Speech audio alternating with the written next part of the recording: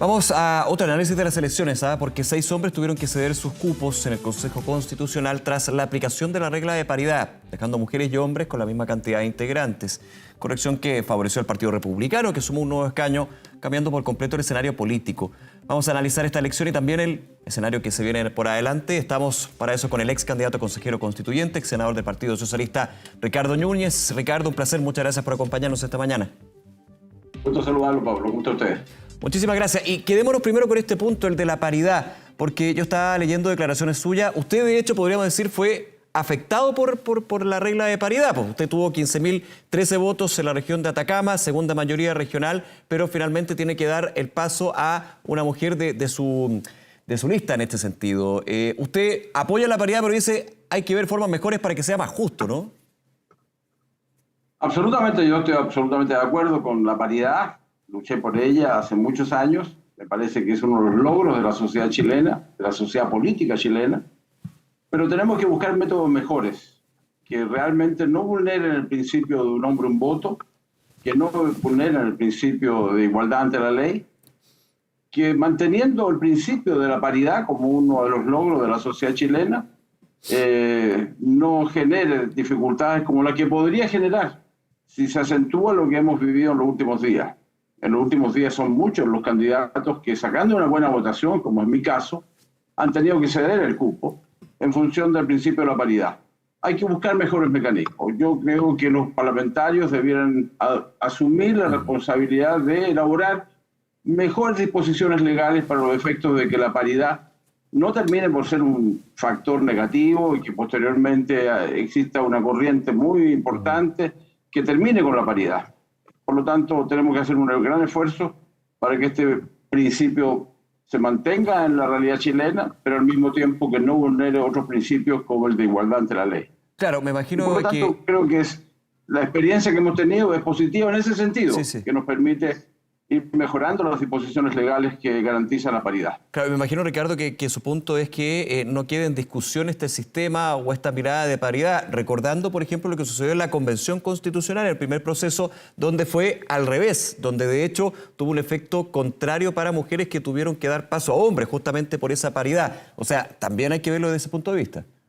Por cierto, por eso que el principio tiene que mantenerse, profundizarse, perfeccionarse incluso, pero lo importante es que no vulnere otros principios que son también muy importantes para un sistema democrático. Ricardo, usted como ex parlamentario de muchos años, mucha experiencia también en el Congreso, ve que, primero, el tema de la paridad está instalado en la discusión legislativa y que se pueda de alguna manera llegar a un sistema que junte los dos mundos, el de la inclusión de las mujeres con fuerza, pero también en que finalmente el voto tenga ese peso, esa justicia, como usted dice. Así es. Yo tengo la impresión de que en estos últimos días, a propósito de lo ocurrido este domingo recién pasado, se ha generado una corriente muy contraria a la paridad. He escuchado opiniones muy contrarias a la idea de la paridad. Creo que sería un retroceso en la sociedad chilena y en el sistema político de nuestro país que se retrocediera al respecto. Y por lo tanto creo que los parlamentarios tienen la posibilidad de generar otros mecanismos, otros métodos, otros sistemas que nos permitan efectivamente garantizar la paridad, pero vuelvo a insistir, no vulnerar otros principios como la igualdad ante la ley. En Europa hay varios países que tienen experiencias similares a las nuestras, han buscado mecanismos y yo entiendo de que ahí ya se instaló, en la cultura política de esos países se instaló la idea de la paridad. Creo que hay que profundizarlo. En nuestro país también ha existido corrientes muy partidarias a la paridad, pero también en los últimos tiempos han surgido notables expresiones contrarias a principios tan civilizadores como el de la paridad que hemos conquistado después de muchas luchas, particularmente de las mujeres. Ahora, en particular, este tema, dentro de lo que es el sistema eleccionario, sistema político, ¿cómo debe ser abordado por el Consejo Constitucional? Ahí hay cambios. Yo escuchaba, por ejemplo, la posibilidad de que en una elección uno puede optar por votar por una mujer o un hombre, papeletas distintas, por ejemplo. Esa es una idea que también salió con fuerza ahora.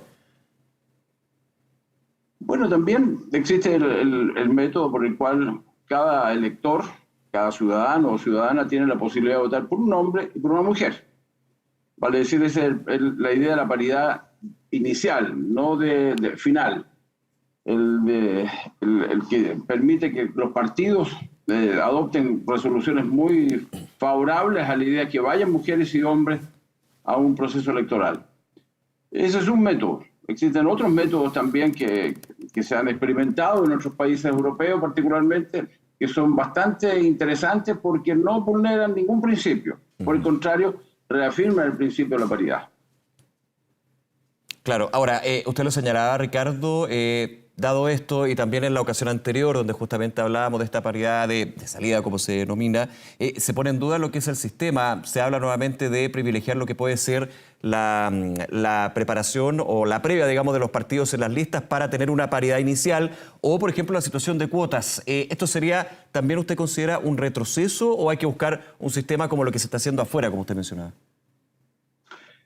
Bueno, y lo que pasa es que en nuestro país existe una experiencia muy negativa, cuando en Chile durante un largo tiempo 33% fueron igual que el 66%, cuando las matemáticas fueron vulneradas sistemáticamente y permitió que el sistema binominal no representara necesariamente las aspiraciones de la ciudadanía, ahí vimos cómo se puede reflejar en la propia Constitución un sistema antidemocrático. Por eso es tan importante que en el Consejo Constitucional, que ha de constituirse luego, debiera necesariamente discutirse muy a fondo un sistema y establecerlo en la Constitución, no solamente en la Ley de Elecciones Populares y Escrutinio, sino que en la propia Constitución establecer el método de cómo ha de generarse las condiciones para que la paridad efectivamente funcione en el sistema democrático de nuestro país. Es un tema muy particularmente importante, creo que es un perfeccionamiento serio de la democracia, permite avanzar en ese sentido y por lo tanto creo que es uno de los requisitos que requiere este método de que sea un tema de discusión al interior de la propia Convención Constitucional. Claro, es bien importante esa discusión, ¿eh? Porque si en lo práctico, en lo concreto, yo le preguntara a los más de 15.000 ciudadanos o ciudadanas que votaron por usted para que llegara al Consejo Constitucional, ¿qué les parece que la paridad finalmente haya descartado que su candidato no llegue? Yo me imagino que hay bastante perplejidad y de alguna manera crítica al sistema, pero bueno, son las reglas del juego y me imagino que usted también las asume, pero con las ganas de haber llegado a esta instancia, ¿no? Por cierto, ya he tenido que explicar, durante 2 días he tenido que explicar concretamente qué consiste las disposiciones legales al respecto, porque muchas personas, incluyendo muchas mujeres por lo demás, me han dicho que es sumamente injusto lo que ha sucedido con usted no puede ser que acepte este veredicto del CERVEL, usted tiene que imponerse, tiene que ir a la justicia. Yo he tenido que explicarle con pera y manzana cómo se llegó a estas situaciones, que siendo yo la primera mayoría de la lista mayoritaria por lo demás de Atacama, resulta que no voy a ser parte del Consejo Constitucional, como hubiese querido esa gente que votó mayoritariamente por mí. Pero en fin, por eso es de que es muy peligroso, porque si sumamos todos los votos de todos aquellos 6 candidatos al Consejo Constitucional que fueron marginados de la posibilidad de llegar al Consejo, son muchos los ciudadanos y ciudadanas que ven con frustración el hecho de que ellos, votando por una persona que ganó o obtuvo una primera mayoría, resulta que no forma parte de ese consejo o de cualquier órgano de elección popular. Claro, por lo tanto, hay que preocuparse porque puede generarse una corriente muy contraria al tema de la paridad. Claro, hay otros casos, por ejemplo, en el Maule, lo que le sucedió al expresidente de la CPC, quien iba por Renovación Nacional, Juan Sutil. O sea, hay situaciones donde evidentemente con una alta votación por las reglas del juego, insisto, y finalmente me gusta que usted tenga esa conversación con su elector en ese sentido, decir, bueno, ¿cómo voy a poder yo ir a alegar si las reglas las tenía claras desde el primer minuto?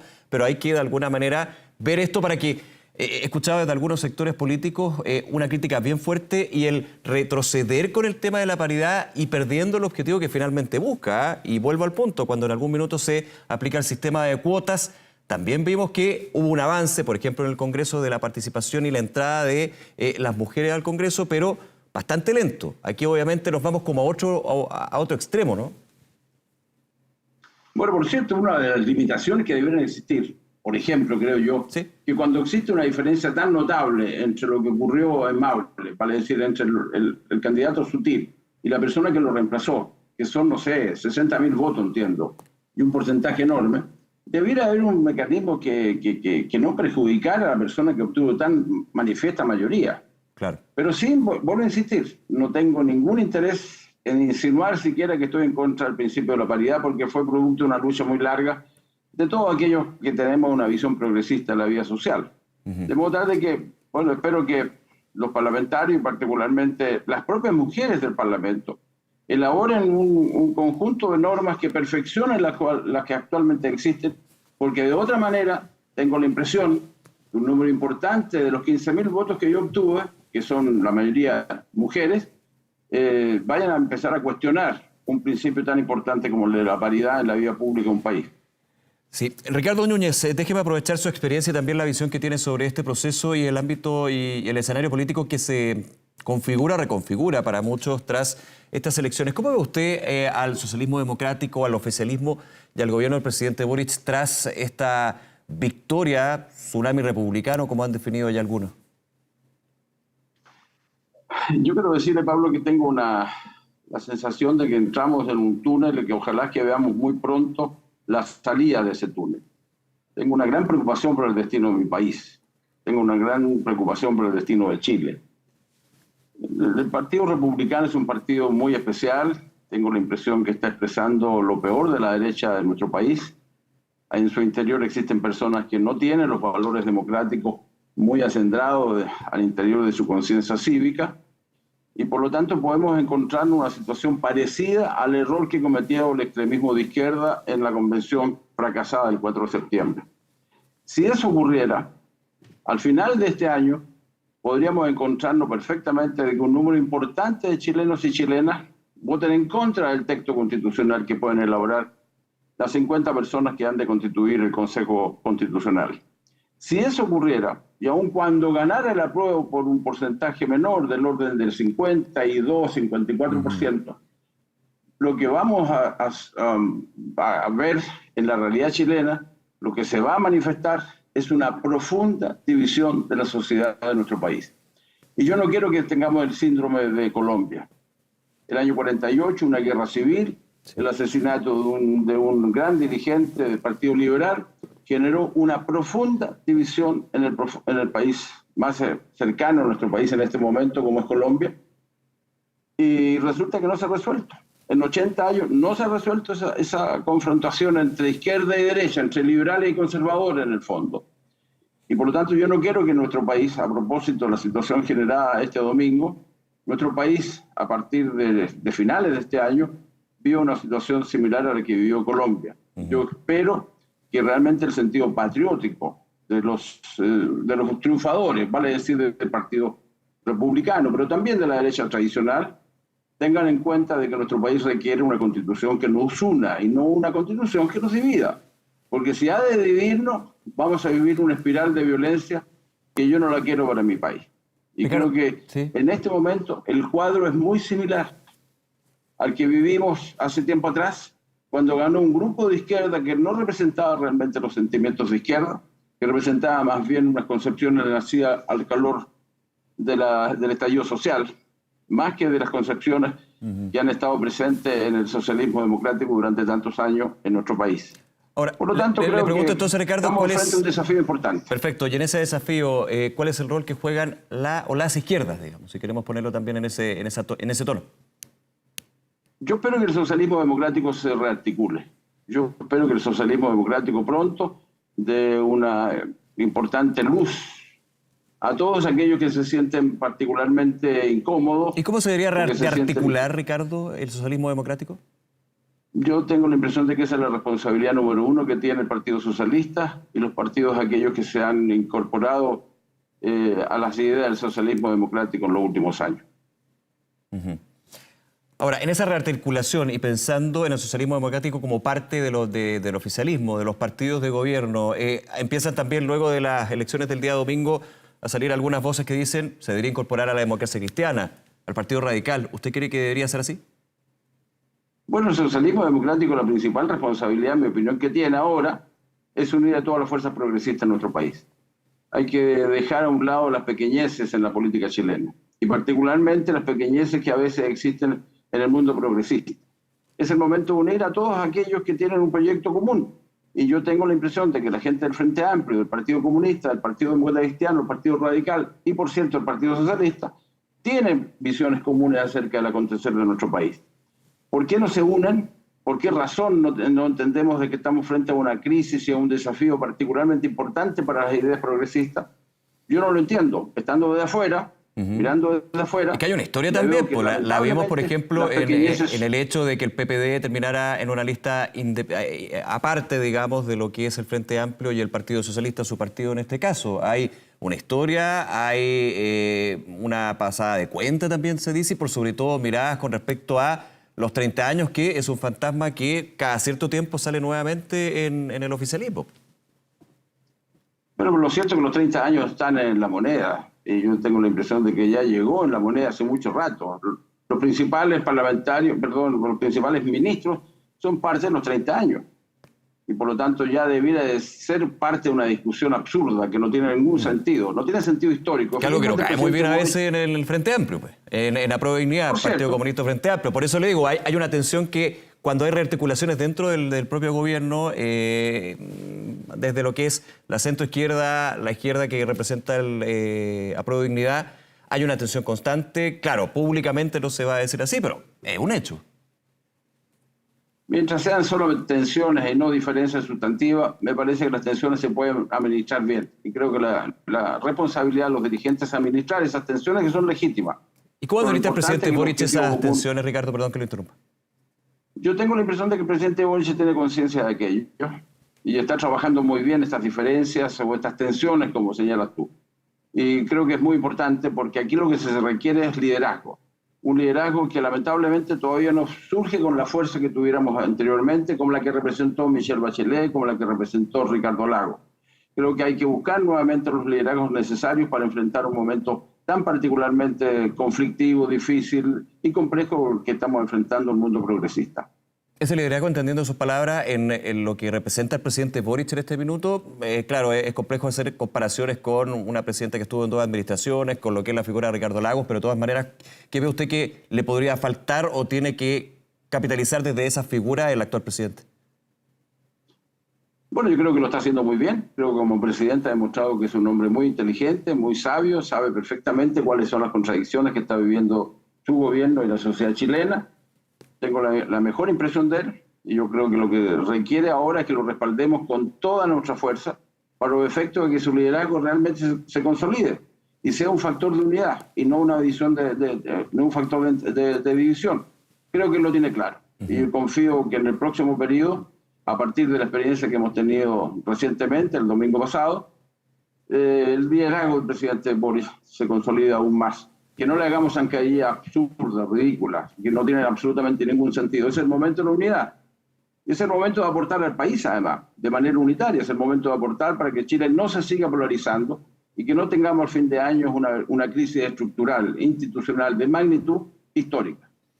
Ricardo, déjame hacerle una última pregunta y agradeciendo su análisis y esta conversación con nosotros en Canal 24 Horas. Ligado a todos estos temas, evidentemente, todo está firmemente unido. ¿Cuál es el rol, cuál es la posición usted cree que el gobierno debería tener con respecto al trabajo de un Consejo Constitucional donde los 2/3 son ocupados o van a ser ocupados por la derecha? Bueno, así lo quiso el país, así lo quiso la mayoría. Y yo no tiene ningún sentido que diga que se equivocaron, porque la votación está ahí. Por lo tanto, yo espero de que ellos sean capaces de administrar bien esa mayoría. Yo espero que el patriotismo, el sentido común, la fuerza de la experiencia que hemos tenido en el país, más que normal, este país vivió una dictadura, una de las pocas dictaduras que ha vivido en sus 200 años de existencia como república. Yo espero que ellos administren bien, que sean sensatos y por lo tanto que esa mayoría no los obnubile, no los lleve a un paraíso que no existe. Lo que los lleve, ojalá que los lleve a la realidad misma. Y esta realidad requiere patriotismo, diálogo, mucho diálogo y fuerza para entender el futuro que tiene Chile como país. Ricardo Núñez, nuevamente agradecerle su tiempo y conversar con nosotros a esta hora. Que esté muy bien, Ricardo. Gracias, Pablo. Que esté muy bien. Hasta luego. Muy buen día.